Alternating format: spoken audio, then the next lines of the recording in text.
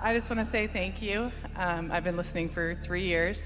I found you via Tony Robbins, and then I went to look for Tony Robbins' teacher, so I found Wayne Dyer, and then I said, well, who's teaching Wayne?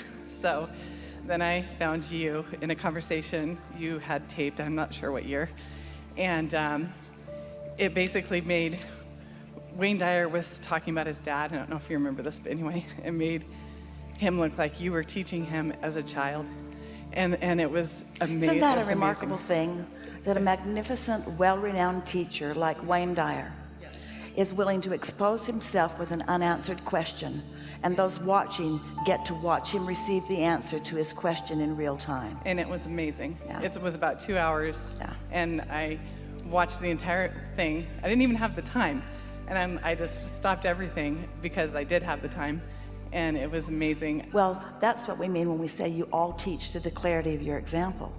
Yes. Yeah. So I want to tell you about one meditation that I've had, and then I want to ask you a question.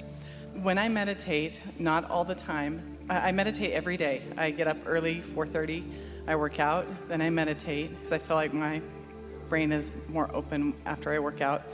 And then I listen to you for about a half an hour, and then I start my day. I have 5 kids between me and my significant other, so I'm busy. But so that time is precious, just like you said earlier, time is precious. And so meditation is very important to me. And you talked about daydreaming earlier, and this is what those meditations are. And so I was extremely tired. It's about 8:30. This is a week and a half ago, and I have a meditation space in my house. I have a little corner that stays with the pillows and everything that's ready at any time. That's pre-paving right there, and expectation. And it's on the way to my bedroom. It's just in this little corridor. So I walked by it, and I saw the lights flicker, and I was exhausted. I ran my kids around. There was all the kinds of activities. And I said, oh, Esther says that Jerry visits her when the lights flicker. And so so I know that, that was somebody. And so my mom passed away 12 years ago. She croaked, as you would say. And I truly believe that, because she is everywhere. So anyway, I said, okay, Mom, I'm really tired, but I will do this. And Abraham, I will do this because you said that's what it is. And that had never happened before. There had been other messages, but never lights flicker like you specifically had said. And so I laid down on my meditation mat, and I have like several pillows, and I usually don't lay back on all of them, but I was so exhausted. I just said, all right, I'm gonna do 10 minutes with water, just a water. I just put on I just looked up a random 10-minute water meditation. I put on the water meditation, and I laid back, and instantly I was under the influence, is what you call it and what I now call it. And when I went under... Now, before you go further, we just want to emphasize what you just said. So that meditation place is already there, and it has the expectation of it. You were in a state of being really ready to just let go of your responsibilities of the day. In your words, you were sort of exhausted or tired of trying. And so without even realizing it, you had set yourself up for the perfect opportunity for a rendezvous, so much so that you timed a rendezvous with those blinking lights, which was inspiration to go further. So we're just wanting to emphasize the getting ready to be ready to be ready to be ready, and the value of pre-paving. In other words, you were setting yourself up for this rendezvous. And so yes, and so I laid back and I fell under. And when it happens, when I fall the way that I did that time, I can see myself. I'm walking along this path. It's fall. I'm just on this path with beautiful trees everywhere, and I'm walking along this path, and I come upon this large tree. All right, so let us just say to everyone else, she's utterly in the receptive mode. In the receptive mode. In other words, she's not thinking these thoughts. She's not trying not to think these thoughts. She's just in the receptive mode, where what's in her vortex is bubbling up into a vision that she is receiving. Yes. That's exactly what it feels like. I'm not thinking whatsoever. There's no connection. Well, there's a difference between thinking a thought and receiving a thought. Yes. It's really a good thing to acknowledge whether you're thinking or whether you're receiving. And it's nice to deliberately think good feeling thoughts, but oh wow, when you're in the place where you're receiving, yes, yeah, it's awesome. So I'm on this path, and I come upon this tree, a tree so big I can't get my arms around it, right? And it's solid gold. So I come upon this tree, and I'm standing there, and I'm looking at it, and I say, there's a little branch that had like broken off, and but it was still golden. And I said, what am I supposed to do? And I'm standing there, and I go up and I kind of like grab the branch, and right away I hear a voice that says no.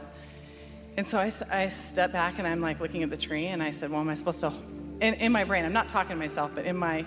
Our explanation of that is that you're in the receiving mode, but you're doing what Esther's trying to do. You're trying to get too practical too soon. Right. So you're trying to turn this into some sort of a message. Right. Do I do this? Do I do this? But you're still under the influence enough that you know that you can feel that that's not the path of least resistance. That's not what this is about. Don't break it off. Don't do anything with it. Just right. Be there. Right. So I stand back and I say, okay, well, am I supposed to put my arms around it? No, says the voice. So I step back, and my mother's voice came on, and she said, remember when you were little, you were the tree. And so in first grade, we did a play on the giving tree, Shel Silverstein, and I was the tree. And and I said, yeah, I know, Mom, I was the tree. And she said, no, you were the tree. And then I said, yeah, I know, I was the tree. And then she said, you're the tree. What does a tree do? Well, a tree bees. A tree doesn't strive or try to excel. A tree doesn't even have to run around to find nourishment. It just expects it to come. A tree just stands there and lets the well-being and the resources of the universe flow to it. Yes.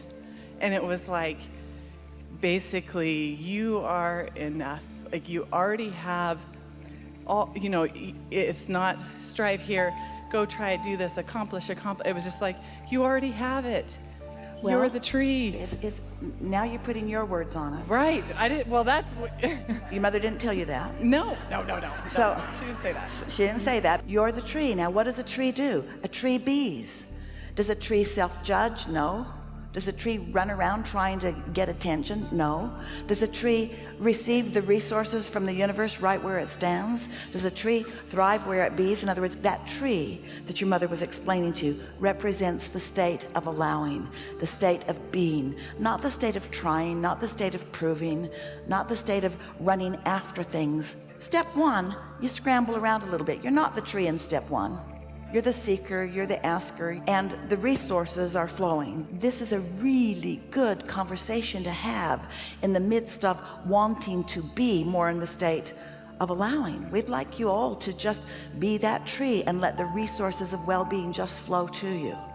We know that for many, it just doesn't seem enough to be a tree. That's why you're not a tree, is because you didn't plan on being a tree. But you gotta be tree-like. You got to be tree-like in that just let the well-being come to you. And so it was so powerful. And I was telling a close friend this story yesterday, and he said, well, what is that around your neck?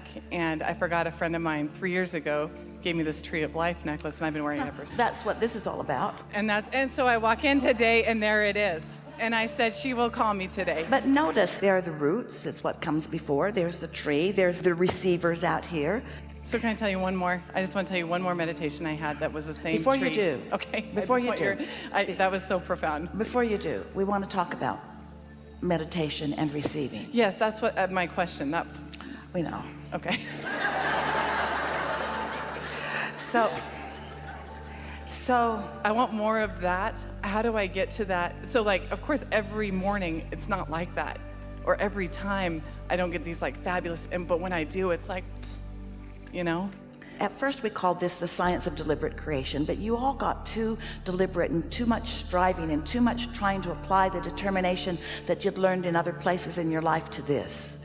And deliberate creation is really what you want. You want it more than creating by default. So then we began to put the emphasis upon being in the allowing mode, being in the receiving mode, because that really is where the majority of your most productive focus is. And so one of the ways that we've been talking about getting into the receiving mode is by quieting your mind, because if you're thinking thoughts that are in competition, if you're thinking thoughts that have resistance within them, then you create a vibrational struggle within yourself that doesn't allow you to receive. And so the easiest way, it's easier to teach most of you to have no thought than to have a pure positive thought, because most of you don't have a pure positive thought about very many things. Maybe you can find a stick in your pile. So when you quiet your mind, you stop thought. And when you stop thought, you stop resistant thought. And when you stop resistant thought, it allows your vibration to rise. So that state of meditation will put you in the receiving mode. But now we want to take it a little beyond that, because you can see how, as we visit with so many people who aren't in the receiving mode, that our dominant intent would be to help them to find the receiving mode. But why do you want to be in the receiving mode? Because when you're in the receiving mode, the ingredients of your vortex can be received by you so that you can begin a conscious, deliberate journey toward what you are wanting. And that's the only way that you are ever satisfied. Satisfaction comes from one place and one place only: having a desire or an intention and moving in the direction of it. Have you heard us say that before? Well, think about it. That vortex is all of your desires and all of your intentions. So you must be moving in the direction of your vortex. Well, your inner being is there, being everything that you've put there, offering a pure vibration about everything that is there. The law of attraction has caused the gestation of it, and now there is this powerful attraction. And are you a cooperative component? Are you in a state of being that is allowing yourself to be drawn to that? Because for a while we said, and if you read the vortex books, get into the vortex, get into the vortex, but you've got to be in the vicinity of the vortex to get into the vortex. And then more recently, rather than saying get into the vortex, what we are asking you to do is somehow, some way, try to find vibrationally equivalency with what your vortex is, which means don't think a negative thought. We're not even saying to you, think a positive thought. We're just asking you to do whatever you can do to be non-resistant.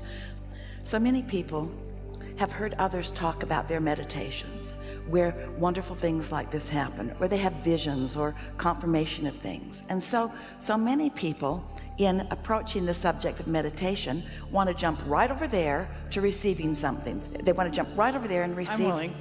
We know you are. Well, you've demonstrated it already. They want to jump right over there to receive something. So the first step in beneficial meditation, it really is to quiet your mind.